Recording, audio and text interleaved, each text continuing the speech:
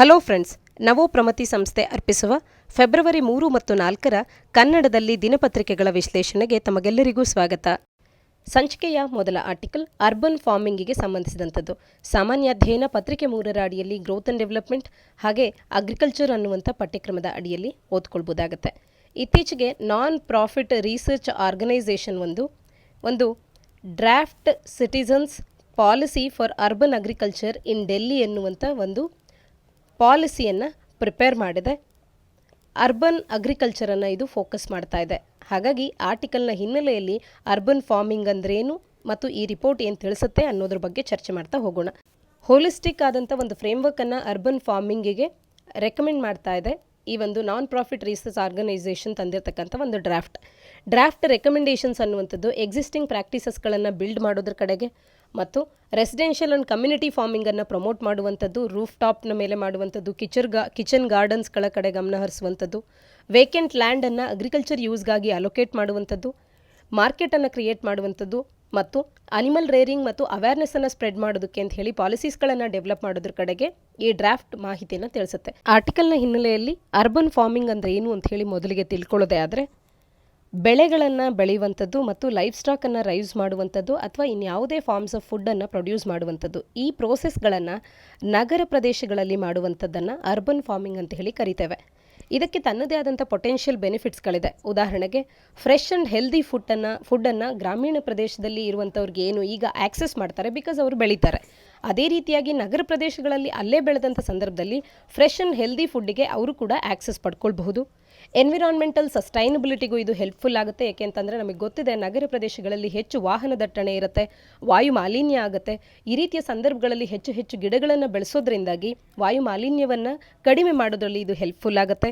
ಸುಸ್ಥಿರತೆಯನ್ನು ಕಾಪಾಡಿಕೊಳ್ಬಹುದು ಮತ್ತು ಹೆಚ್ಚಿನದಾಗಿ ಕಾಂಕ್ರೀಟ್ ರಸ್ತೆಗಳನ್ನು ಕಾಣ್ತೇವೆ. ಒಂದು ವೇಳೆ ಅದೇ ನೆಲವನ್ನು ನಾವು ಹೆಚ್ಚಿನದಾಗಿ ಅಗ್ರಿಕಲ್ಚರ್ನ ಕಡೆಗೆ ಅಥವಾ ಫಾರ್ಮಿಂಗಿಗೆ ಅಂತ ಹೇಳಿ ಬಳಕೆ ಮಾಡಿಕೊಂಡಾಗ ಅಲ್ಲಿ ಸಾಯಿಲ್ ಎರೋಷನ್ ಆಗದಂತೆ ತಡೆಗಟ್ಟಬಹುದು. ಈ ರೀತಿಯಾಗಿ ಸಸ್ಟೈನಬಲ್ ಎನ್ವಿರಾನ್ಮೆಂಟ್ಗೆ ಗಮನ ಹರಿಸಬಹುದು ಮತ್ತು ನಮ್ಮ ಆರ್ಥಿಕ ಪ್ರಗತಿ ಕೂಡ ಕಾಣಬಹುದಾಗುತ್ತೆ. ಅರ್ಬನ್ ಫಾರ್ಮಿಂಗಿಗೆ ಸಾಕಷ್ಟು ಚಾಲೆಂಜಸ್ಗಳಿದೆ. ವೈಡ್ ಸ್ಪ್ರೆಡ್ ಅಡ್ಯಾಪ್ಟೇಷನ್ ಮತ್ತು ಇಂಪ್ಯಾಕ್ಟ್ ಆಗದೇ ಇರೋದಕ್ಕೆ ಕಾರಣಗಳಿದೆ. ಅದು ಏನೆಲ್ಲ ಚಾಲೆಂಜಸ್ ಅಂತ ನೋಡೋದೇ ಆದರೆ, ಇಲ್ಲಿ ಇರ್ತಕ್ಕಂಥ ಲ್ಯಾಂಡ್ ಅವೈಲಬಿಲಿಟಿ ಅನ್ನುವಂಥದ್ದು ದೊರೆಯುವಂಥದ್ದು ಕೊರತೆ, ಲ್ಯಾಂಡ್ ಅವೈಲಬಿಲಿಟಿ ಅನ್ನುವಂಥದ್ದು ಲಿಮಿಟೆಡ್ ಆಗಿ ಇರ್ತಕ್ಕಂಥದ್ದು ಮತ್ತು ಸಾಯಿಲ್ ಕಂಟ್ಯಾಮಿನೇಷನ್, ಈಗಾಗಲೇ ಹೆವಿ ಮೆಟಲ್ಸ್ಗಳನ್ನು ಸಾಯಿಲಿಗೆ ಬಿಟ್ಟಿರೋದ್ರಿಂದಾಗಿ ಮತ್ತು ಪೊಲ್ಯೂಟೆಂಟ್ಸ್ಗಳೊಟ್ಟಿಗೆ ಆ ಸಾಯಿಲ್ ಮಿಕ್ಸ್ ಆಗಿರೋದ್ರಿಂದ, ಟಾಕ್ಸಿಕ್ ಸಬ್ಸ್ಟೆನ್ಸಸ್ಗಳು ಅಲ್ಲಿನ ಸಾಯಿಲ್ನೊಟ್ಟಿಗೆ ಮಿಕ್ಸ್ ಆಗಿರೋದ್ರಿಂದ, ಸಾಯಿಲ್ ಕಂಟ್ಯಾಮಿನೇಟ್ ಆಗಿರೋದ್ರಿಂದ ಅಲ್ಲಿ ಬೆಳೆಗಳನ್ನು ಬೆಳೆಯೋದು ಕಷ್ಟ ಆಗುತ್ತೆ ಮತ್ತು ವಾಟರ್ ಸ್ಕೇರ್ಸಿಟಿ ಅನ್ನುವಂಥದ್ದನ್ನು ಕೂಡ ಕಾಣ್ತೇವೆ. ವಾಟರ್ ಅವೈಲಬಿಲಿಟಿ ಹಲವಾರು ಸಂದರ್ಭದಲ್ಲಿ ಇರೋದಿಲ್ಲ. ವಾಟರ್ ಒಂದು ರೀತಿಯ ಸ್ಕೇರ್ಸ್ ರಿಸೋರ್ಸ್ ಆಗಿರುತ್ತೆ. ಹಾಗಾಗಿ ಅಲ್ಲಿ ಫಾರ್ಮಿಂಗನ್ನು ಮಾಡಬೇಕು ಅಂತ ಅಂದರೆ ಸ್ಟ್ರಗಲ್ ಮಾಡಬೇಕಾಗುತ್ತೆ. ಇನ್ಫ್ರಾಸ್ಟ್ರಕ್ಚರಿನ ಕೊರತೆ ಮತ್ತೊಂದು ಸಮಸ್ಯೆ ಆಗುತ್ತೆ. ಹಾಗಾದರೆ ಈ ರೀತಿಯ ಚಾಲೆಂಜಸ್ಗಳನ್ನು ಯಾವ ರೀತಿಯಾಗಿ ಅಡ್ರೆಸ್ ಮಾಡಬಹುದು ಅಂತ ಅಂದರೆ, ಪಾರ್ಟ್ನರ್ಶಿಪ್ಸ್ಗಳನ್ನು ಅಲ್ಲಿನ ಲೋಕಲ್ ಗೌರ್ಮೆಂಟ್ಸ್ಗಳೊಟ್ಟಿಗೆ ಮತ್ತು ಬೇರೆ ಬೇರೆ ಆರ್ಗನೈಸೇಷನ್ಸ್ಗಳೊಟ್ಟಿಗೆ ಬೆಳೆಸ್ಕೊಳ್ಬಹುದಾಗುತ್ತೆ. ಸೊ ದಟ್ ಒಬ್ಬರಿಗೊಬ್ಬರು ಕೈ ಜೋಡಿಸಿ ಈ ರೀತಿಯ ಚಾಲೆಂಜಸ್ಗಳನ್ನು ಅಡ್ರೆಸ್ ಮಾಡಬಹುದು. ಇನ್ವೆಸ್ಟ್ಮೆಂಟನ್ನು ಹೆಚ್ಚುಗೊಳಿಸುವಂಥದ್ದು, ಕೀ ಚಾಲೆಂಜಸ್ಗಳನ್ನು ಹೋಗಲಾಡಿಸಲಿಕ್ಕೆ ಅಂತ ಹೇಳಿ ಮತ್ತು ಬೆಸ್ಟ್ ಪ್ರಾಕ್ಟೀಸಸ್ಗಳ ಕಡೆ ಇನ್ಸೈಟ್ಸನ್ನು ನೀಡುವಂಥದ್ದು. ಹಾಗೆಯೇ ಕಮ್ಯುನಿಟಿ ಎಂಗೇಜ್ಮೆಂಟ್ ಆಗುವಂತೆ ಎನ್ಕರೇಜ್ ಮಾಡುವಂಥದ್ದು ಅರ್ಬನ್ ಫಾರ್ಮಿಂಗ್ನ ವಿಚಾರದಲ್ಲಿ ಮತ್ತು ಅರ್ಬನ್ ಅಗ್ರಿಕಲ್ಚರಲ್ ಪಾಲಿಸೀಸ್ಗಳನ್ನು ಗೌರ್ಮೆಂಟ್ಸ್ಗಳು ಇಂಪ್ಲಿಮೆಂಟ್ ಮಾಡುವಂಥದ್ದು. ಈ ರೀತಿ ಕಾರ್ಯಗಳನ್ನು ಮಾಡೋ ಮುಖಾಂತರವಾಗಿ ಅರ್ಬನ್ ಫಾರ್ಮಿಂಗನ್ನು ನಾವು ಸಪೋರ್ಟ್ ಮಾಡಬಹುದಾಗುತ್ತೆ. ಹಾಗಾದರೆ ಅರ್ಬನ್ ಫಾರ್ಮಿಂಗಿಗೆ ಕುರಿತಾಗಿ ತಂದಿರತಕ್ಕಂಥ ಇನಿಷಿಯೇಟಿವ್ಸ್ಗಳು ಯಾವೆಲ್ಲ ಇದೆ ಭಾರತದಲ್ಲಿ ಅಂದರೆ, 2008ರಲ್ಲಿ ಪುಣೆಯ ಸಿವಿಕ್ ಅಡ್ಮಿನಿಸ್ಟ್ರೇಷನ್ ಅನ್ನುವಂಥದ್ದು ಸಿಟಿ ಫಾರ್ಮಿಂಗ್ ಪ್ರಾಜೆಕ್ಟನ್ನು ಲಾಂಚ್ ಮಾಡಿತ್ತು. ಇದು ಜನಗಳನ್ನು ಟ್ರೈನ್ ಮಾಡುವಂಥದ್ದು ಮತ್ತು ಎನ್ಕರೇಜ್ ಮಾಡ್ತಾ ಇತ್ತು ಫಾರ್ಮಿಂಗಿಗೆ ಅಂತ ಹೇಳಿ. ಹಾಗೆಯೇ ಅಲೋಕೇಟೆಡ್ ಲ್ಯಾಂಡ್ನಲ್ಲಿ ಫಾರ್ಮಿಂಗನ್ನು ಮಾಡಲಿಕ್ಕೆ ಅವರಿಗೆ ಉತ್ತೇಜನಗೊಳಿಸಲಿಕ್ಕೆ ಇದು ಹೆಲ್ಪ್ಫುಲ್ ಆಯಿತು. 2012ರಲ್ಲಿ ಕೇರಳ ಗೌರ್ಮೆಂಟ್ ಕೂಡ ವೆಜಿಟೇಬಲ್ ಡೆವಲಪ್ಮೆಂಟ್ ಪ್ರೋಗ್ರಾಮನ್ನು ಲಾಂಚ್ ಮಾಡೋ ಮುಖಾಂತರ ಹೌಸಸ್ಗಳಲ್ಲಿ, ಸ್ಕೂಲ್ಸ್ಗಳಲ್ಲಿ, ಗೌರ್ಮೆಂಟ್ ಮತ್ತು ಪ್ರೈವೇಟ್ ಇನ್ಸ್ಟಿಟ್ಯೂಷನ್ಸ್ಗಳಲ್ಲಿ ಗಾರ್ಡನಿಂಗನ್ನು ಎನ್ಕರೇಜ್ ಮಾಡ್ತು. ಹಾಗೆಯೇ ಸಬ್ಸಿಡೀಸ್ಗಳನ್ನು ಕೂಡ ನೀಡ್ತು. ಎಕೋ ಫ್ರೆಂಡ್ಲಿ ಇನ್ಪುಟ್ಸ್ಗಳಿಗೆ ಸಪೋರ್ಟನ್ನು ನೀಡುವಂಥದ್ದು, ಇರಿಗೇಷನ್, ಕಾಂಪೋಸ್ಟ್ ಆ್ಯಂಡ್ ಬಯೋಗ್ಯಾಸ್ ಪ್ಲಾಂಟ್ಸ್ಗಳಿಗೆ ಸಪೋರ್ಟನ್ನು ನೀಡುವಂಥ ಕಾರ್ಯವನ್ನು ಮಾಡಿದಂಥದ್ದು ಕೇರಳ. ಹಾಗೆ 2014ರಲ್ಲಿ ತಮಿಳುನಾಡು ಕೂಡ ಡೂ ಇಟ್ ಯೋರ್ ಸೆಲ್ಫ್ ಅನ್ನುವಂಥ ಒಂದು ಕಿಟ್ಟನ್ನು ಸಿಟಿ ಡ್ವೆಲ್ಲರ್ಸ್ಗಳಿಗೆ ನೀಡೋ ಮುಖಾಂತರ ವೆಜಿಟೇಬಲ್ಸ್ಗಳನ್ನು ರೂಫ್ ಟಾಪ್ಸ್ಗಳಲ್ಲಿ ಬೆಳೆಯೋದಕ್ಕೆ ಅಂತ ಹೇಳಿ, ಅಪಾರ್ಟ್ಮೆಂಟ್ಸ್ಗಳಲ್ಲಿ, ಹೌಸಸ್ಗಳಲ್ಲಿ ಇವುಗಳನ್ನು ಬೆಳೆಯೋದಕ್ಕೆ ಅಂತ ಹೇಳಿ ಡೂ ಇಟ್ ಯೋರ್ ಸೆಲ್ಫ್ ಅನ್ನುವಂಥ ಕಿಟ್ಟನ್ನು ಸಿಟಿ ಡ್ವೆಲ್ಲರ್ಸ್ಗಳಿಗೆ ಅರ್ಬನ್ ಹಾರ್ಟಿಕಲ್ಚರ್ ಡೆವಲಪ್ಮೆಂಟ್ ಸ್ಕೀಮ್ನ ಅಡಿಯಲ್ಲಿ ನೀಡಲಾಯಿತು. 2021ರಿಂದ ಬಿಹಾರದಲ್ಲಿ ಕೂಡ ಟೆರೇಸ್ ಗಾರ್ಡನಿಂಗನ್ನು 5 ಸ್ಮಾರ್ಟ್ ಸಿಟೀಸ್ಗಳಲ್ಲಿ ಎನ್ಕರೇಜ್ ಮಾಡಲಾಗ್ತಾ ಇದೆ. ಇನ್ಪುಟ್ ಕಾಸ್ಟ್ಗೆ ಸಬ್ಸಿಡೀಸ್ಗಳನ್ನು ಕೂಡ ನೀಡಲಾಗ್ತಾ ಇದೆ. ಒಟ್ಟಾರೆಯಾಗಿ ಈ ರೀತಿಯ ಪ್ರಾಕ್ಟೀಸಸ್ಗಳಿಗೆ ಸಪೋರ್ಟನ್ನು ನೀಡ್ತಾ ಮತ್ತು ಸರ್ಕಾರ ಕೂಡ ಇದರ ಕಡೆಗೆ ಗಮನ ಹರಿಸ್ತಾ ಪಾಲಿಸೀಸ್ಗಳನ್ನು ಡಿವೈಸ್ ಮಾಡಿದ್ದಲ್ಲಿ ಅರ್ಬನ್ ಫಾರ್ಮಿಂಗ್ ಅನ್ನುವಂಥದ್ದು ಹೆಚ್ಚು ವೈಡ್ ಸ್ಪ್ರೆಡ್ ಆಗಬಹುದು. ಇದರಿಂದ ತನ್ನದೇ ಆದಂಥ ಪೊಟೆನ್ಷಿಯಲ್ ಬೆನಿಫಿಟ್ಸ್ಗಳು ಕೂಡ ರೀಪೌಟ್ ಆಗುತ್ತೆ. ಮುಂದಿನ ಆರ್ಟಿಕಲ್ ಕಾಲೆರಾಗೆ ಕುರಿತಂತೆ. ಸಾಮಾನ್ಯ ಅಧ್ಯಯನ ಪತ್ರಿಕೆ 2ರ ಅಡಿಯಲ್ಲಿ ಹೆಲ್ತ್ ಅನ್ನುವಂಥ ಪಠ್ಯಕ್ರಮದಲ್ಲಿ ಹಾಗೆ ಪ್ರಿಲಿಮ್ಸ್ಗೂ ಕೂಡ ಪೂರಕವಾಗುವಂಥ ಒಂದು ಆರ್ಟಿಕಲ್ ಆಗುತ್ತೆ. ಯಾಕೆ ಕಾಲೆರದ ಬಗ್ಗೆ ಚರ್ಚೆ ಮಾಡ್ತಿದ್ದೇವೆ ಅಂತ ಅಂದರೆ, ಆಫ್ರಿಕಾದ ರಾಷ್ಟ್ರಗಳು ಕಾಲೆರಾ ವ್ಯಾಕ್ಸಿನನ್ನು ಶಾರ್ಟೇಜನ್ನು ಫೇಸ್ ಮಾಡ್ತಾ ಇದ್ದಾರೆ. ಇದರಿಂದಾಗಿ ಕಾಲೆರಾ ಕೇಸಸ್ಗಳು ಆ ಒಂದು ಪ್ರದೇಶದಲ್ಲಿ ಇನ್ಕ್ರೀಸ್ ಆಗಬಹುದಾದಂಥ ಒಂದು ಥ್ರೆಟ್ಟನ್ನು ಅವರು ಫೇಸ್ ಮಾಡ್ತಾ ಇದ್ದಾರೆ. 2023ರ ಪ್ರಾರಂಭದಿಂದಲೂ ಕೂಡ 27,300 ಹೊಸ ಕೇಸಸ್ಗಳನ್ನು ಕಾಲೆರಾದ ಕುರಿತಂತೆ 5 ಆಫ್ರಿಕನ್ ರಾಷ್ಟ್ರಗಳಲ್ಲಿ ಕಾಣಬಹುದಾಗಿದೆ. 687 ಸಾವುಗಳು ಕೂಡ ಇದರಿಂದ ಉಂಟಾಗಿದೆ. ಹಾಗಾಗಿ ವಿಶ್ವ ಆರೋಗ್ಯ ಸಂಸ್ಥೆಯು ಕ್ಲೈಮೇಟ್ ಚೇಂಜ್ ಅನ್ನುವಂಥದ್ದು ಕಾಲೆರಾ ಎಪಿಡೆಮಿಕ್ಸನ್ನು ಹೆಚ್ಚು ಕಾಮನ್ ಆಗಿ ಮಾಡುತ್ತೆ ಅಂತ ಕೂಡ ತಿಳಿಸಿದೆ. ಈ ಬ್ಯಾಕ್ಟೀರಿಯಾ ಅನ್ನುವಂಥದ್ದು ರಿಪ್ರೊಡ್ಯೂಸ್ ಆಗುತ್ತೆ ಹೆಚ್ಚು ವಾರ್ಮರ್ ವಾಟರ್ನಲ್ಲಿ ಕ್ವಿಕ್ ಆಗಿ. ಹಾಗಾಗಿ ಈ ಕ್ಲೈಮೇಟ್ ಚೇಂಜ್ನಿಂದಾಗಿ ಕಾಲೆರಾ ಎಪಿಡೆಮಿಕ್ ಆಗಿ ಮೋರ್ ಕಾಮನ್ ಆಗಿ ಕಾಣಿಸ್ಕೊಳ್ಳುತ್ತೆ ಅಂತ ವಿಶ್ವ ಆರೋಗ್ಯ ಸಂಸ್ಥೆ ಕೂಡ ತಿಳಿಸಿರ್ತಕ್ಕಂಥದ್ದು. ಆರ್ಟಿಕಲ್ನ ಹಿನ್ನೆಲೆಯಲ್ಲಿ ಕಾಲೆರಾ ಅನ್ನುವಂಥ ಡಿಸೀಸ್ನ ಬಗ್ಗೆ ಮಾಹಿತಿಯನ್ನು ತಿಳ್ಕೊಳ್ಳೋಣ. ಪ್ರಿಲಿಮ್ಸ್ನಲ್ಲಿ ನೇರವಾಗಿ ಈ ರೀತಿ ಸುದ್ದಿಯಲ್ಲಿರ್ತಕ್ಕಂಥ ಯಾವುದೇ ಕಾಯಿಲೆಗಳು ಯಾವುದರಿಂದ ಬರುತ್ತೆ, ಅದರ ಸಿಂಪ್ಟಮ್ಸ್ ಏನು ಮತ್ತು ಅದಕ್ಕೆ ಯಾವ ರೀತಿಯಾದಂಥ ವ್ಯಾಕ್ಸಿನ್ ಇದೆಯೋ ಇಲ್ಲವೋ ಇದೆಲ್ಲದರ ಕುರಿತಂತೆ ಪ್ರಶ್ನೆಗಳನ್ನು ಕೇಳಬಹುದಾಗಿರುತ್ತೆ. ಕಾಲೆರಾ ಅನ್ನುವಂಥದ್ದು ಒಂದು ಲೈಫ್ ಥ್ರೆಟನಿಂಗ್ ಆದಂಥ ಇನ್ಫೆಕ್ಷಿಯಸ್ ಡಿಸೀಸಸ್ ಆಗಿದ್ದು ಪಬ್ಲಿಕ್ ಹೆಲ್ತ್ ಹಜಾರ್ಡ್ ಅಂತ ಹೇಳಿ ಗುರುತಿಸ್ಕೊಳ್ಳುತ್ತೆ. ಕಾಲೆರಾ ಒಂದು ಅಕ್ಯೂಟ್ ಡಯರಿಯಲ್ ಇಲ್ನೆಸ್ ಆಗಿದೆ. ಇಂಟೆಸ್ಟೈನಿಗೆ ಇನ್ಫೆಕ್ಷನ್ ಆಗೋ ಮುಖಾಂತರವಾಗಿ ಇದು ಬರುತ್ತೆ. ಬ್ಯಾಕ್ಟೀರಿಯಂ ವಿಬ್ರಿಯೋ ಕಾಲೆರೆ ಇದನ್ನು ಉಂಟು ಮಾಡುವಂಥ ಒಂದು ಬ್ಯಾಕ್ಟೀರಿಯಾ ಆಗಿರುತ್ತೆ. ಕಾಲೆರಾ ಒಂದು ಬ್ಯಾಕ್ಟೀರಿಯಲ್ ಡಿಸೀಸ್ ಅನ್ನುವಂಥದ್ದು ಗೊತ್ತಿರಲಿ. ಬ್ಯಾಕ್ಟೀರಿಯಂ ವಿಬ್ರಿಯೋ ಕಾಲೆರೆಯಿಂದ ಇದು ಬರುವಂಥದ್ದು. ಇದರಿಂದಾಗಿ ಇಂಟೆಸ್ಟೈನ್ ಅನ್ನುವಂಥದ್ದು ಇನ್ಫೆಕ್ಷನ್ ಆಗುತ್ತೆ. ನಂತರ ಅಕ್ಯೂಟ್ ಡಯರಿಯಲ್ ಇಲ್ನೆಸ್ ಅನ್ನುವಂಥದ್ದು ಉಂಟಾಗುತ್ತೆ. ಈ ಇನ್ಫೆಕ್ಷನ್ ಅನ್ನುವಂಥದ್ದು ಆಫನ್ ಮೈಲ್ಡ್ ಆಗಿರುತ್ತೆ, ಕೆಲವೊಮ್ಮೆ ವಿತೌಟ್ ಸಿಂಪ್ಟಮ್ಸ್ ಕೂಡ ಇರುತ್ತೆ. ಬಟ್ ಕೆಲವೊಮ್ಮೆ ಇದು ಸಾಕಷ್ಟು ಸಿವಿಯರ್ ಆಗಿ ಆಗುತ್ತೆ. ಇದರ ಸಿಂಪ್ಟಮ್ಸ್ ಅಂತ ಅಂದರೆ ವಾಟರಿ ಡಯೋರಿಯಾ ಪ್ರೊಫ್ಯೂಸ್ ಆಗಿ ಆಗುವಂಥದ್ದು, ಒಮಿಟಿಂಗ್ ಆಗುವಂಥದ್ದು, ಲೆಗ್ ಕ್ರ್ಯಾಂಪ್ಸ್ಗಳು ಬರುವಂಥದ್ದು. ಇನ್ನು ಟ್ರಾನ್ಸ್ಮಿಷನ್ನ ವಿಚಾರಕ್ಕೆ ಬಂದರೆ ಕಾಲೆರಾ ಅನ್ನುವಂಥದ್ದು ಡ್ರಿಂಕಿಂಗ್ ವಾಟರ್ನಿಂದ ಟ್ರಾನ್ಸ್ಮಿಟ್ ಆಗುತ್ತೆ. A person may get cholera by drinking water are eating contaminated food. ಒಂದು ವೇಳೆ ಕಲುಷಿತ ನೀರನ್ನು ಕುಡಿಯೋದ್ರಿಂದ, ಕಲುಷಿತ ಆಹಾರವನ್ನು ಸೇವಿಸೋದ್ರಿಂದ ಯಾವುದೇ ವ್ಯಕ್ತಿಗೆ ಕಾಲೆರಾ ಅನ್ನುವಂಥದ್ದು ಬರುತ್ತೆ. ಆ ಆಹಾರ ಏನಾದರೂ ಒಂದು ವೇಳೆ ಕಾಲೆರಾದ ಬ್ಯಾಕ್ಟೀರಿಯಾದೊಟ್ಟಿಗೆ ಕಲುಷಿತವಾಗಿದ್ದಲ್ಲಿ. ಈ ಡಿಸೀಸ್ ಅನ್ನುವಂಥದ್ದು ರ್ಯಾಪಿಡ್ ಆಗಿ ಇನ್ಅಡಿಕ್ವೇಟ್ ಟ್ರೀಟ್ಮೆಂಟ್ ಆಫ್ ಸೀವೇಜ್ ಇದ್ದಂಥ ಏರಿಯಾಸ್ಗಳಲ್ಲಿ ಸ್ಪ್ರೆಡ್ ಆಗುವಂಥದ್ದು, ಡ್ರಿಂಕಿಂಗ್ ವಾಟರ್ ಸರಿಯಾಗಿ ಟ್ರೀಟ್ ಆಗಿಲ್ಲದೆ ಇರತಕ್ಕಂಥ ಏರಿಯಾಸ್ಗಳಲ್ಲಿ ಸ್ಪ್ರೆಡ್ ಆಗುವಂಥದ್ದನ್ನು ಕಾಣಬಹುದು. ಕಾಲೆರಾದ ವ್ಯಾಕ್ಸಿನ್ಸ್ಗಳ ಬಗ್ಗೆ ನೋಡೋದೇ ಆದರೆ ಕರೆಂಟ್ಲಿ 3 ವ್ಯಾಕ್ಸಿನ್ಸ್ಗಳನ್ನು ವಿಶ್ವ ಆರೋಗ್ಯ ಸಂಸ್ಥೆಯು ಅಪ್ರೂವ್ ಮಾಡಿದೆ. ಓರಲ್ ಕಾಲೆರಾ ವ್ಯಾಕ್ಸಿನ್ಸ್, ಡ್ಯೂಕೋರಲ್ ಹಾಗೆ ಶಾಂಖೋಲ್ ಯುವಿಕೋಲ್ ಪ್ಲಸ್ ಅಂತ ಹೇಳಿ. ಈ 3 ವ್ಯಾಕ್ಸಿನ್ಸ್ಗಳು ಕೂಡ 2 ಡೋಸಸನ್ನು ಪಡ್ಕೊಂಡಾಗ ಫುಲ್ ಪ್ರೊಟೆಕ್ಷನನ್ನು ಪಡೆದಂತಾಗುತ್ತೆ. 3 ವ್ಯಾಕ್ಸಿನ್ಸ್ಗಳಲ್ಲೂ ಕೂಡ ಯಾವುದೇ ವ್ಯಾಕ್ಸಿನನ್ನು ಅವ್ರು ಅಡ್ಮಿನಿಸ್ಟರ್ ಮಾಡಿಸ್ಕೊಂಡ್ರು 2 ಡೋಸಸ್ಗಳನ್ನು ಪಡ್ಕೊಂಡ್ರೆ ಫುಲ್ ಪ್ರೊಟೆಕ್ಷನನ್ನು ಪಡ್ಕೊಂಡಂತೆ ಆಗುತ್ತೆ.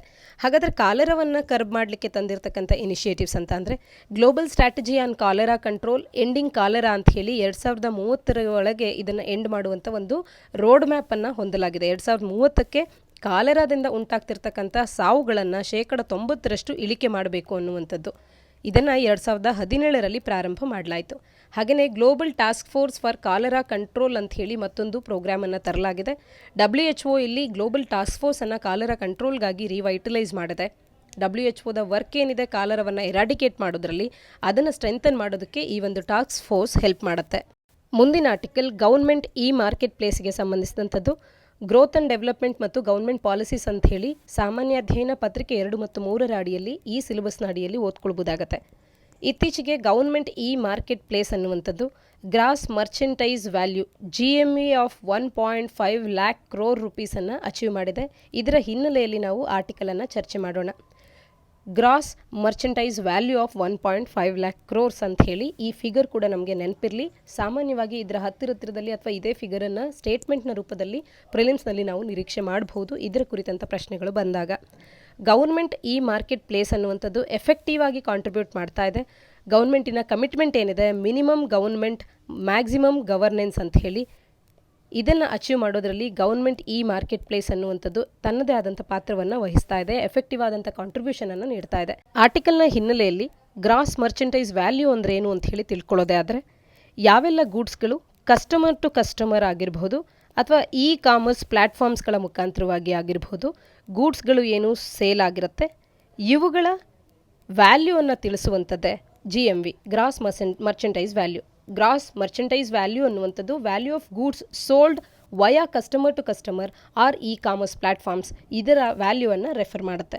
ಇದನ್ನು ಡಿಡಕ್ಷನ್ ಆಫ್ ಎನಿ ಫೀಸ್ ಅಥವಾ ಎಕ್ಸ್ಪೆನ್ಸಸ್ಸನ್ನು ಕಟ್ ಮಾಡೋದಕ್ಕೆ ಮುಂಚೆ ಕ್ಯಾಲ್ಕುಲೇಟ್ ಮಾಡಲಾಗುತ್ತೆ. ಇದು ನಮಗೆ ತಿಳಿದಿರಲಿ. GMV ಅಂದ್ರೇನು, ಇದರ ಡೆಫಿನೇಷನ್ ಏನು ಅಂದರೆ ಇಲ್ಲಿ ಮುಖ್ಯವಾಗಿ ಈ ಕಾನ್ಸೆಪ್ಟನ್ನು ನಾವು ಅರ್ಥೈಸ್ಕೊಳ್ಬೇಕು.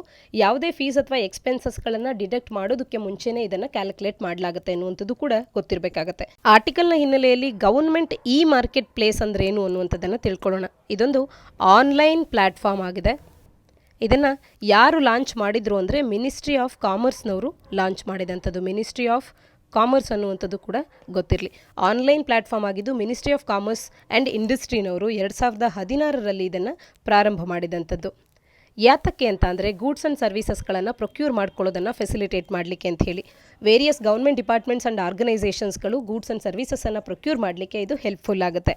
ಹಾಗೆಯೇ ಎಲ್ಲ ಗೌರ್ಮೆಂಟ್ ಡಿಪಾರ್ಟ್ಮೆಂಟ್ಸ್ಗಳಿಗೆ, ಪಬ್ಲಿಕ್ ಸೆಕ್ಟರ್ ಅಂಡರ್ಟೇಕಿಂಗ್ಸ್ಗಳಿಗೆ, ಆಟೋನಮಸ್ ಬಾಡೀಸ್ಗಳಿಗೆ ಮತ್ತು ಬೇರೆ ಆರ್ಗನೈಸೇಷನ್ಸ್ಗಳಿಗೆ ಇದು ಓಪನ್ ಆಗಿದೆ. ಕರೆಂಟ್ಲಿ ಈ ರೀತಿಯ ಗೌರ್ಮೆಂಟ್ ಇ ಮಾರ್ಕೆಟ್ ಪ್ಲೇಸ್ ಅನ್ನುವಂಥದ್ದು 3ನೇ ಸ್ಥಾನವನ್ನು ಪಡ್ಕೊಂಡಿದೆ ಸಿಂಗಪೂರಿನ JBISನ ನಂತರ. ಸೌತ್ ಕೊರಿಯಾದ ಕೊನೆಪ್ಸ್ ಅನ್ನುವಂಥದ್ದು ಲಾರ್ಜೆಸ್ಟ್ ಸಚ್ ಪ್ಲ್ಯಾಟ್ಫಾರ್ಮ್ ಆಗಿದೆ. ಹಾಗಾದರೆ ಇದರ ಮಹತ್ವ ಏನು ಅಂದರೆ ಡಿಜಿಟಲ್ ಎಕಾನಮಿಯನ್ನು ಬೂಸ್ಟ್ ಮಾಡುತ್ತೆ. ಇಂಡಿಯಾದ ಡಿಜಿಟಲ್ ಎಕಾನಮಿಯ ಗ್ರೋತ್ಗೆ ಇದು ಕಾಂಟ್ರಿಬ್ಯೂಟ್ ಮಾಡುತ್ತೆ. ಹಾಗೆಯೇ ವೆಂಡರ್ ಪಾರ್ಟಿಸಿಪೇಷನನ್ನು ಇಂಪ್ರೂವ್ ಮಾಡುತ್ತೆ. ಮೋರ್ ವೆಂಡರ್ಸ್ಗಳನ್ನು ಎನ್ಕರೇಜ್ ಮಾಡುತ್ತೆ. ಸ್ಮಾಲ್ ಆ್ಯಂಡ್ ಮೀಡಿಯಂ ಎಂಟರ್ಪ್ರೈಸಸ್ಗಳು ಕೂಡ ಇಲ್ಲಿ ಇನ್ಕ್ಲೂಡ್ ಆಗ್ತಾರೆ. ಇದರಿಂದಾಗಿ ಪಾರದರ್ಶಕತೆ ಹೆಚ್ಚಾಗುತ್ತೆ, ಎಫಿಷಿಯನ್ಸಿ ಹೆಚ್ಚಾಗುತ್ತೆ, ಲಾಸ್ಟ್ ಮೈಲ್ ಔಟ್ರೀಚನ್ನು ಪಡ್ಕೊಳ್ಳೋದಕ್ಕೆ ಹೆಲ್ಪ್ಫುಲ್ ಆಗುತ್ತೆ ಮತ್ತು ಅಭಿವೃದ್ಧಿಗೂ ಕೂಡ ಪೂರಕವಾಗಿರುತ್ತೆ. ಮುಂದಿನ article MISHTI initiative for mangroves. 2023-24 ಸಾಲಿನ ಯೂನಿಯನ್ ಬಡ್ಜೆಟ್ ಅನ್ನುವಂಥದ್ದು ಒಂದು ಹೊಸ ಇನಿಷಿಯೇಟಿವನ್ನು ಮ್ಯಾಂಗ್ರೋವ್ ಪ್ಲಾಂಟೇಷನ್ಸ್ಗಳಿಗಾಗಿ ಅಲಾಂಗ್ ದಿ ಕೋಸ್ಟ್ ಲೈನ್ ಮತ್ತು ಆನ್ ಸಾಲ್ಟ್ ಪ್ಯಾನ್ ಲ್ಯಾಂಡ್ಸ್ಗಳಲ್ಲಿ ಮ್ಯಾಂಗ್ರೋವ್ ಪ್ಲಾಂಟೇಷನ್ಸ್ಗಳಿಗಾಗಿ ತರಲಾಗಿದೆ. ಮಿಸ್ಟಿ ಅನ್ನುವಂಥ ಇದರ ಫುಲ್ ಫಾರ್ಮನ್ನು ತಿಳ್ಕೊಳ್ಳೋಣ. Mangrove initiative for sure line habitats and tangible incomes ಅಂತ ಹೇಳಿ. ಅರ್ಲಿಯರ್ ಭಾರತವು ಮ್ಯಾಂಗ್ರೋವ್ ಅಲಯನ್ಸ್ ಫಾರ್ ಕ್ಲೈಮೇಟ್ ಅನ್ನುವಂಥದ್ದು COP27 UNFCCCಯ COP27ನಲ್ಲಿ ಏನು ಲಾಂಚ್ ಆಗಿತ್ತು ಅದಕ್ಕೆ ಜಾಯಿನ್ ಕೂಡ ಆಗಿತ್ತು. ಆಲ್ದೋ ಮ್ಯಾಂಗ್ರೋವ್ ಕವರ್ ಅನ್ನುವಂಥದ್ದು ಪ್ಲ್ಯಾನೆಟಿನ ಸರ್ಫೇಸಿನ ಕೇವಲ 0.1% ಮಾತ್ರವೇ ಕವರ್ ಮಾಡಿದ್ರೂ ಕೂಡ ಪೊಟೆನ್ಷಿಯಲಿ ಅವು 10x ಕಾರ್ಬನ್ ಪರ್ ಹೆಕ್ಟೇರನ್ನು ಸ್ಟೋರ್ ಮಾಡ್ಕೊಳ್ಳುವಂಥ ಒಂದು ಕೆಪಾಸಿಟಿಯನ್ನು ಹೊಂದಿವೆ. ಅಂದರೆ ಬೇರೆ ಪ್ರದೇಶಗಳು ಏನು ಸ್ಟೋರ್ ಮಾಡುತ್ತೋ ಅದಕ್ಕಿಂತ 10% ಇದು ಒಟ್ಟಾರೆ 10% ಹೆಚ್ಚು ಪಟ್ಟು ಇದು ಕಾರ್ಬನನ್ನು ಸ್ಟೋರ್ ಮಾಡ್ಕೊಳ್ಳುತ್ತೆ ಟೆರೆಸ್ಟ್ರಿಯಲ್ ಫಾರೆಸ್ಟ್ಗಳಿಗೆ ಕಂಪೇರ್ ಮಾಡಿದಾಗ. ಹಾಗಾಗಿ ಕೋಸ್ಟಲ್ ಕಮ್ಯುನಿಟೀಸ್ಗಳನ್ನು ಇವು ಪ್ರೊಟೆಕ್ಟ್ ಮಾಡುತ್ತೆ. ಒಂದು ರೀತಿ ಸ್ಟಾರ್ಮ್ ಸರ್ಜಸ್ಗಳಿಂದ ನ್ಯಾಚುರಲ್ ಬ್ಯಾರಿಯರ್ನ ರೂಪದಲ್ಲಿ ಇದು ಆ್ಯಕ್ಟ್ ಮಾಡುತ್ತೆ. According to India state of forest ರಿಪೋರ್ಟ್ನ ಪ್ರಕಾರ 2021ರ ಈ ರಿಪೋರ್ಟ್ನ ಪ್ರಕಾರ ಇಂಡಿಯಾದ ಟೋಟಲ್ ಮ್ಯಾಂಗ್ರೋವ್ ಕವರ್ ಅನ್ನುವಂಥದ್ದು 4992 ಸ್ಕ್ವಯರ್ ಕಿಲೋಮೀಟರ್ಸ್ಗಳಷ್ಟು ಇರ್ತಕ್ಕಂಥದ್ದು. ಅಂದರೆ 0.15% of the total geographical area ಏನಿದೆ ಅದರಲ್ಲಿ ನಾವು ಮ್ಯಾಂಗ್ರೋವ್ ಫಾರೆಸ್ಟನ್ನು, ಮ್ಯಾಂಗ್ರೋವ್ ಕವರನ್ನು ಕಾಣ್ಬೋದು. ಭಾರತವು ತನ್ನ 40% ಮ್ಯಾಂಗ್ರೋವ್ ಕವರನ್ನು ಕಳೆದ ಒಂದು ಶತಮಾನದಲ್ಲಿ ಕಳ್ಕೊಂಡಿದೆ. ಅದರಲ್ಲಿ ಕೇರಳ ಮುಖ್ಯವಾಗಿ 95% ಮ್ಯಾಂಗ್ರೋವ್ಸ್ಗಳನ್ನು ಕಳ್ಕೊಂಡಿದೆ ಕಳೆದ 3 ದಶಕದಲ್ಲಿ. ಹಾಗಾಗಿ ಮ್ಯಾಂಗ್ರೋವ್ಸ್ಗಳನ್ನು ಹೆಚ್ಚು ಮಾಡಲಿಕ್ಕೆ ಮ್ಯಾಂಗ್ರೋವ್ ಪ್ಲಾಂಟೇಷನ್ಸ್ಗಳಿಗಾಗಿ ಈ ಒಂದು ಇನಿಷಿಯೇಟಿವನ್ನು ಈ ವರ್ಷದ ಯೂನಿಯನ್ ಬಡ್ಜೆಟ್ ತಂದಿರತಕ್ಕಂಥದ್ದು. ಮಿಸ್ಟಿ ಇನಿಷಿಯೇಟಿವ್ ಅಂದಾಕ್ಷಣ ನಮಗೆ ಮ್ಯಾಂಗ್ರೋವ್ ಪ್ಲಾಂಟೇಷನ್ಸ್ಗಳ ಕಡೆ ಗಮನ ಹರಿಸ್ತಿದೆ ಅನ್ನುವಂಥದ್ದು ಗೊತ್ತಿರಲಿ. ಮುಂದಿನ article no bar on contesting 2 seats in 1 poll ಅಂತ ಹೇಳಿ. ಸಾಮಾನ್ಯ ಅಧ್ಯಯನ ಪತ್ರಿಕೆ 2ರ ಅಡಿಯಲ್ಲಿ representations of peoples act, constitutional bodies ಅನ್ನುವಂಥ ಪಠ್ಯಕ್ರಮದ ಅಡಿಯಲ್ಲಿ ಓದ್ಕೊಳ್ಬೋದಾಗತ್ತೆ. ಇತ್ತೀಚೆಗೆ ಸುಪ್ರೀಂ ಕೋರ್ಟಿನ ಬಳಿ ಒಂದು ಪಿಟಿಷನ್ ಅನ್ನುವಂಥದ್ದು ಫೈಲ್ ಆಗಿತ್ತು.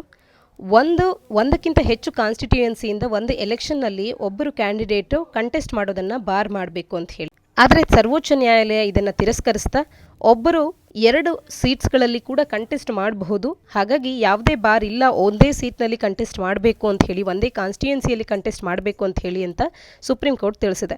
ಹಾಗೆ ಈ ರೀತಿಯ ಒಂದು ನಿರ್ಧಾರವನ್ನು it is a matter of parliamentary sovereignty and political democracy ಅಂತ ಕೂಡ ಕರೆದಿರ್ತಕ್ಕಂಥದ್ದು.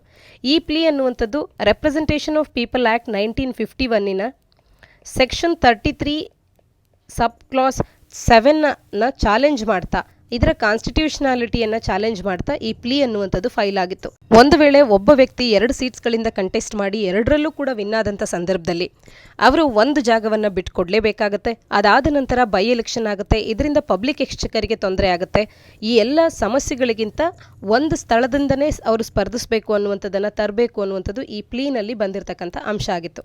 ಹಾಗಾದರೆ ಸುಪ್ರೀಂ ಕೋರ್ಟಿನ ರೂಲಿಂಗ್ನ ಬಗ್ಗೆ ಡೀಟೇಲ್ ಆಗಿ ತಿಳ್ಕೊಳ್ಳೋದೇ ಆದರೆ ಯಾವುದೇ ರಿಲೆವೆಂಟ್ ಪ್ರಾವಿಷನ್ ಅನ್ನುವಂಥದ್ದು ರೆಪ್ರೆಸೆಂಟೇಷನ್ ಆಫ್ ಪೀಪಲ್ ಆ್ಯಕ್ಟ್ನಲ್ಲಿ ಇಲ್ಲ. ಆ್ಯಂಡ್ ಈ ವಿಚಾರ ಅನ್ನುವಂಥದ್ದು ಲೆಜಿಸ್ಲೇಟಿವ್ ಡೊಮೈನ್ನಲ್ಲಿಯೇ ಬರುತ್ತೆ ಮತ್ತು ರಿಯಲ್ಮ್ ಆಫ್ ಪಾಲಿಸಿ ಈ ವಿಚಾರ ಆಗಿರುತ್ತೆ. ಹಾಗೆಯೇ ಈ ರೀತಿ ಚಾಯ್ಸನ್ನು ಗ್ರ್ಯಾಂಟ್ ಮಾಡ್ತಾ ಪೊಲಿಟಿಕಲ್ ಡೆಮೋಕ್ರಸಿಯನ್ನು ನೀಡೋದ್ರ ಬಗ್ಗೆ ನಿರ್ಧಾರ ಮಾಡುವಂಥದ್ದು ಪಾರ್ಲಿಮೆಂಟಿನ ನಿರ್ಧಾರವೇ ಆಗಿರುತ್ತೆ ಅಂತ ಕೂಡ ತಿಳಿಸಿದೆ. ಮಲ್ಟಿಪಲ್ ಸೀಟ್ಸ್ಗಳಿಂದ ಕಂಟೆಸ್ಟ್ ಮಾಡುವಂಥದ್ದು ಮಲ್ಟಿಪಲ್ ರೀಸನ್ಸ್ಗಳಿಗೆ ಆಗಿರುತ್ತೆ. There would be reasons which weigh in the balance. ಹಾಗಾಗಿ ವೆದರ್ ಇದು ಫರ್ದರ್ ಪಾರ್ಲಿಮೆಂಟ್ರಿ ಡೆಮೋಕ್ರಸಿಯನ್ನು ಲೆಜಿಸ್ಲೇಟಿವ್ ಡೊಮೈನ್ನಲ್ಲಿಯೇ ಇದು ಆ್ಯಕ್ಷನ್ಸ್ಗಳನ್ನು ತಗೊಳ್ಬೇಕು, ನಿರ್ಧಾರಗಳನ್ನು ತಗೊಳ್ಬೇಕು ಅನ್ನುವಂಥದ್ದು. ಈ ಇಶ್ಯೂ ಅನ್ನುವಂಥದ್ದು ಪಾರ್ಲಿಮೆಂಟ್ರಿ ಸಾವರಿಂಟಿಯ ಡೊಮೈನ್ನಲ್ಲಿ ಬರುತ್ತೆ ಅನ್ನುವಂಥದ್ದನ್ನು ಸುಪ್ರೀಂ ಕೋರ್ಟ್ ತಿಳಿಸಿದೆ. ಹಾಗೆಯೇ ಹೈಲೈಟ್ ಮಾಡಿದೆ, ಪಾರ್ಲಿಮೆಂಟ್ ಅನ್ನುವಂಥದ್ದು 1996ರಲ್ಲಿ ತಿದ್ದುಪಡಿಯನ್ನೇನೋ ಮಾಡಿತ್ತು ನಂಬರ್ ಆಫ್ ಕಾನ್ಸ್ಟಿಟ್ಯೂಯೆನ್ಸೀಸ್ಗಳನ್ನು 2ಕ್ಕೆ ಸೀಮಿತಗೊಳಿಸಲಿಕ್ಕೆ. ಅರ್ಲಿಯರ್ ಒಂದು ಕ್ಯಾಂಡಿಡೇಟ್ ಎಷ್ಟು ಸೀಟ್ಸ್ಗಳಿಂದ ಬೇಕಾದರೂ ಸ್ಪರ್ಧಿಸಬಹುದು ಅನ್ನುವಂಥದ್ದಿತ್ತು. ಆದರೆ 96ರಲ್ಲಿ ಪಾರ್ಲಿಮೆಂಟ್ ತಿದ್ದುಪಡಿಯನ್ನು ಮಾಡಿ 2 ಸೀಟ್ಸ್ಗಳಿಂದ ಮಾತ್ರವೇ ಸ್ಪರ್ಧಿಸಬಹುದು ಅಂತ ಹೇಳಿ ತಂದಿರತಕ್ಕಂಥ ನಿರ್ಧಾರವನ್ನು ಇಲ್ಲಿ ಕೋರ್ಟ್ ಮಾಡಿದೆ, ಹೈಲೈಟ್ ಕೂಡ ಮಾಡಿದೆ. ಪಾರ್ಲಿಮೆಂಟ್ ಈ ವಿಚಾರದಲ್ಲಿ ಆಲ್ರೆಡಿ ಇಂಟರ್ವ್ಯೂನ್ ಆಗಿದೆ ಪಾಸ್ಟ್ನಲ್ಲಿ. ಪಾರ್ಲಿಮೆಂಟ್ ಅನ್ನುವಂಥದ್ದು ಸರ್ಟನ್ಲಿ ಬೇಕು ಅಂತ ಸಂದರ್ಭದಲ್ಲಿ ಸ್ಟೆಪ್ ಇನ್ ಆಗುತ್ತೆ. ಹಾಗಾಗಿ ಅಟ್ ದಿ ರಿಲೆವೆಂಟ್ ಟೈಮ್ನಲ್ಲಿ ಪಾರ್ಲಿಮೆಂಟೇ ಇದಕ್ಕೆ ಬೇಕಾದಂಥ ಅಪ್ರಾಪ್ರಿಯೇಟ್ ನಿರ್ಧಾರಗಳನ್ನು ತಗೊಳುತ್ತೆ. ಹಾಗಾಗಿ ಅವಶ್ಯಕ ಬಿದ್ದಾಗ ಪಾರ್ಲಿಮೆಂಟ್ ಇದರ ಬಗ್ಗೆ ನಿರ್ಧಾರಗಳನ್ನು ತಗೊಳುತ್ತೆ ಅನ್ನುವಂಥದ್ದನ್ನು ಇಲ್ಲಿ ತಿಳಿಸಲಾಗ್ತಾ ಇದೆ. ಹಾಗಾದರೆ ಟ್ವಿನ್ ಕ್ಯಾಂಡಿಡೇಚರ್ನ ಬಗ್ಗೆ ಇರ್ತಕ್ಕಂಥ ಪ್ರಾವಿಷನ್ಸ್ ಅಂತ ಅಂದರೆ representation of people act 1951 section 33(7) ಅನ್ನುವಂಥದ್ದು 1 candidate can contest from a maximum of 2 constituencies ಅಂತ ಹೇಳಿ ತಿಳಿಸುತ್ತೆ. ಅಂಟಿಲ್ 1996 ಮೋರ್ ಕಾನ್ಸ್ಟಿಟ್ಯೂಯೆನ್ಸೀಸ್ಗಳಲ್ಲಿ ಕೂಡ ಅವರು ಸ್ಪರ್ಧಿಸಬಹುದಾಗಿತ್ತು. ಈಗ ಈ ವಿಚಾರ ಸುದ್ದಿಯಲ್ಲಿರೋದ್ರಿಂದಾಗಿ ಇದನ್ನು ಪ್ರಶ್ನೆಯಾಗಿ ಕೇಳಬಹುದು. ಅಲ್ಲಿ ಒಂದು ಸ್ಟೇಟ್ಮೆಂಟ್ನ ರೂಪದಲ್ಲಿ ಯಾವುದೇ ವ್ಯಕ್ತಿ ಸ್ವಾತಂತ್ರ್ಯ ಬಂದಂಥ ಸಂದರ್ಭದಿಂದ ಅಥವಾ ಕಾನ್ಸ್ಟಿಟ್ಯೂಷನ್ ಬಂದಂಥ ಸಂದರ್ಭದಿಂದಲೂ ಅಥವಾ ರೆಪ್ರೆಸೆಂಟೇಷನ್ ಆಫ್ ಪೀಪಲ್ ಆ್ಯಕ್ಟ್ ಅನ್ನುವಂಥದ್ದು ಬಿಗಿನಿಂಗ್ನಿಂದಲೂ ಕೂಡ ಒಬ್ಬ ವ್ಯಕ್ತಿ 2 ಕಾನ್ಸ್ಟಿಟ್ಯೂಯೆನ್ಸೀಸ್ಗಳಲ್ಲಿ ಮಾತ್ರವೇ ಸ್ಪರ್ಧಿಸಬೇಕು ಅಂತ ತಿಳಿಸುತ್ತೆ ಅಂದರೆ ಅದು ತಪ್ಪಾಗುತ್ತೆ. ಯಾಕೆಂದರೆ ಅಂಟಿಲ್ 1996 ಅವ್ರು ಎಷ್ಟು ಕಾನ್ಸ್ಟಿಟ್ಯೂಯೆನ್ಸೀಸ್ಗಳಿಂದ ಕೂಡ ಸ್ಪರ್ಧಿಸಬಹುದಾಗಿತ್ತು.